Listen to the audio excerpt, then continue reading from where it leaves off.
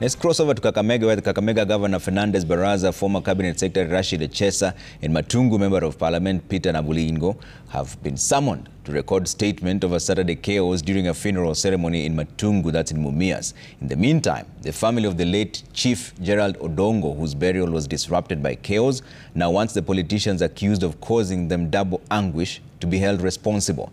The family blames a former minister and a local MP for turning their father's funeral and burial service into a supremacy battle that denied them the chance to bury him properly. Brenda Wanga reports on the grieving family that is counting losses caused by the fracas. Law enforcement officers at the home of the late Chief Gerald Odongo begin investigations into the events that led to his hurried burial amidst what the family says was politically induced chaos. Mzee Odongo's funeral and burial service was on Saturday the theater of violence as politicians from the area engaged in a popularity contest that has left this grieving family counting even more losses. We feel pained. Our father was a peaceful man who these two gentlemen knew. He was their uncle. Rashid Echesa was a friend of our late father. Peter Nabulindo was a friend of our late father who he himself admits gave him advice when he was running for election. And for them to come and disrupt his funeral is totally unfortunate. It's totally unfortunate. We don't know which explanation can be given for that. The family says the funeral of their loved one had been planned to the last detail, but signs of trouble began showing early in the day. There were hired people that appeared and came into the arena very, very early in the morning. And these were not people we knew. They were rowdy and didn't even know the family members. They had their agenda set to sit on the VIP seats and ensure that they were all occupied. So they had to be begged to move out of there and move further. Now, by 10:30, the entire arena was full.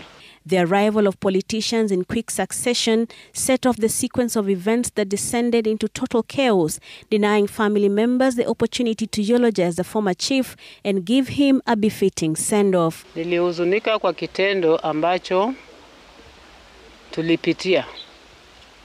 Ilituweka kwa changamoto nyingi sana. Hata tukakosa mwelekeo ya kila kitu. Kusema ya kwamba tutakuwa tena na siku nyingine ya kufanya ibada haitakuwa jinsi tulivyokuwa tumepanga. The family now says it is trying to quantify the loss occasioned by the mayhem with the aim to compensate the service providers who were contracted on that fateful day. The catering teams we had here too. Wengi wakaingia ndani wakapora chakula, ndio caterers pia wakafunga the service.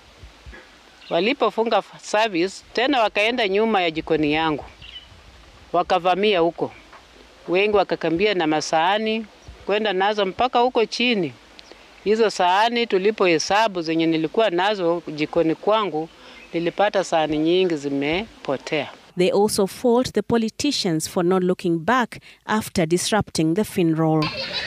Brenda Wanga, Citizen TV.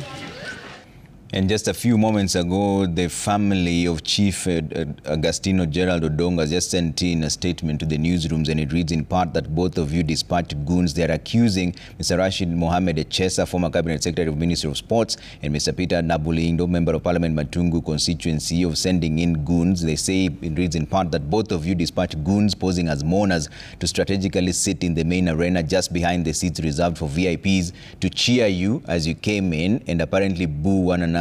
Anyone opposed to you. The father highlighted that Peter Nabulindo gave them one bull and cash amounting to 10,000 shillings, and Rashid Echesa gave them 50,000 shillings, but they're saying it is now apparent that the said assistance was not extended in good faith. Therefore, a demonstration of their disapproval, they have returned the gifts extended to them, including all the transaction charges therein and annexed hereunder. They have a picture of the bull that was brought in plus the money that was sent. The family says they've sent it back because they disapprove of what happened